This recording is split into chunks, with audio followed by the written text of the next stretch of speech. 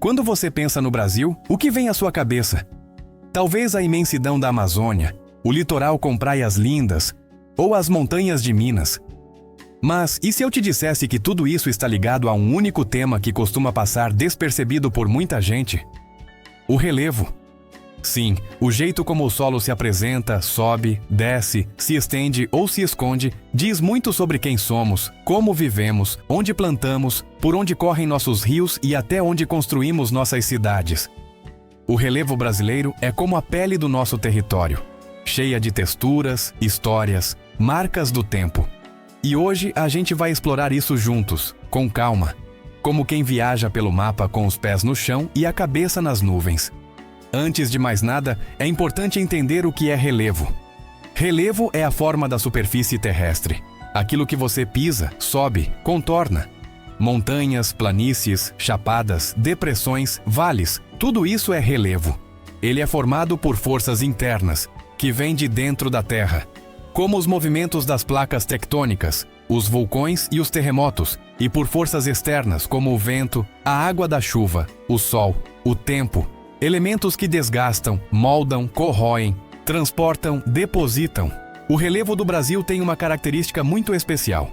Ele é, em sua maioria, antigo e estável. Isso significa que não temos grandes cadeias de montanhas recentes como os Andes ou os Alpes. As nossas elevações são fruto de processos que aconteceram há centenas de milhões de anos e foram sendo desgastadas lentamente. Por isso, nosso relevo é mais suave, arredondado, com altitudes medianas e formas mais domesticadas pelo tempo. Mas isso não significa que ele seja simples, muito pelo contrário. Se a gente olhar o mapa com atenção, percebe que o relevo brasileiro é composto principalmente por 3 grandes formas: planaltos, planícies e depressões. Essas 3 categorias ajudam a organizar o que vemos por aí. Mas, claro, cada uma delas guarda variações incríveis que fazem o nosso território ser tão diverso. Vamos começar pelos planaltos. Eles são as formas mais comuns no Brasil e cobrem a maior parte do território. Planalto é uma área mais elevada em relação ao entorno, mas que já passou por muito desgaste. É como uma grande mesa que já levou muita pancada do tempo. Os planaltos não são necessariamente altos como montanhas,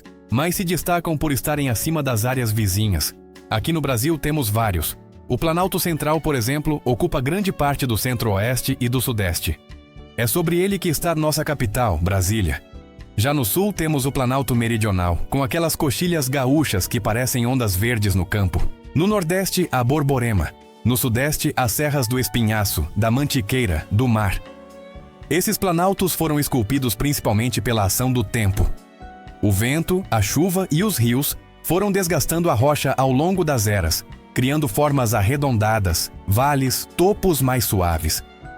É nesse tipo de relevo que se desenvolvem muitas das atividades humanas, como a agricultura de grãos no centro-oeste, o cultivo de café nas serras de Minas e São Paulo, a criação de gado nas regiões interioranas. Agora, descendo um pouco, encontramos as planícies. As planícies são áreas mais baixas, relativamente planas, que se formam onde há acúmulo de sedimentos. Em vez de serem escavadas pela erosão, como os planaltos, elas são construídas por materiais que foram transportados pelos rios, pelos ventos ou pelo mar. Por isso, as planícies estão ligadas a regiões de inundação, de manguezais, de várzeas. No Brasil temos 3 grandes exemplos: a planície amazônica, no norte, a planície do Pantanal, no centro-oeste, e a planície litorânea, que se estende por quase todo o nosso litoral. Cada uma tem características únicas. A planície amazônica, por exemplo, é marcada pelos rios caudalosos e pela floresta tropical. O solo ali é pouco aproveitado para a agricultura porque vive sendo inundado, mas é essencial para a biodiversidade. Já o Pantanal é uma das maiores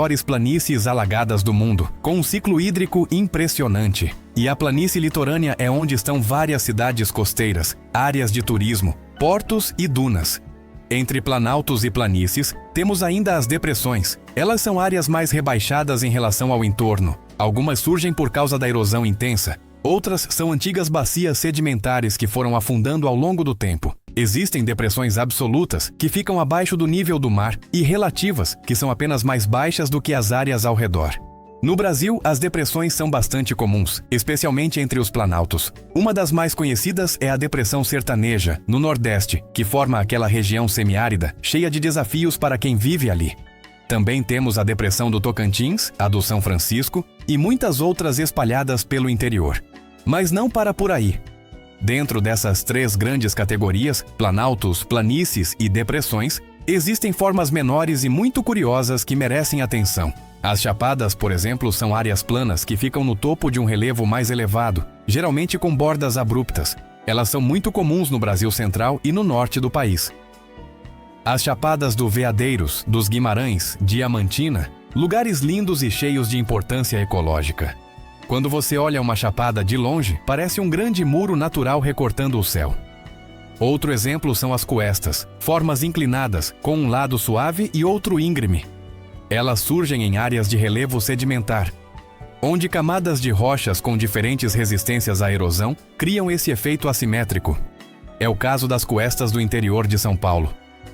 Temos também serras, morros, vales, colinas, escarpas. Tudo isso faz parte da complexidade do relevo. Agora, pensa comigo, o relevo não está lá só para ser bonito ou curioso. Ele tem implicações diretas na nossa vida. Ele define onde correm os rios, onde a chuva se acumula, onde o solo é fértil ou árido, onde dá para plantar, construir, morar.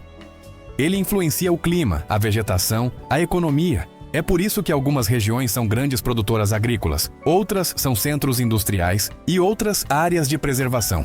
E mais, o relevo molda a cultura. Povos que vivem em regiões montanhosas, por exemplo, têm um modo de vida diferente de quem mora no litoral ou na planície. As festas, as músicas, os sotaques, os hábitos, tudo sofre influência do espaço onde as pessoas vivem. O relevo também condiciona o transporte, as vias de comunicação, a construção de estradas e cidades.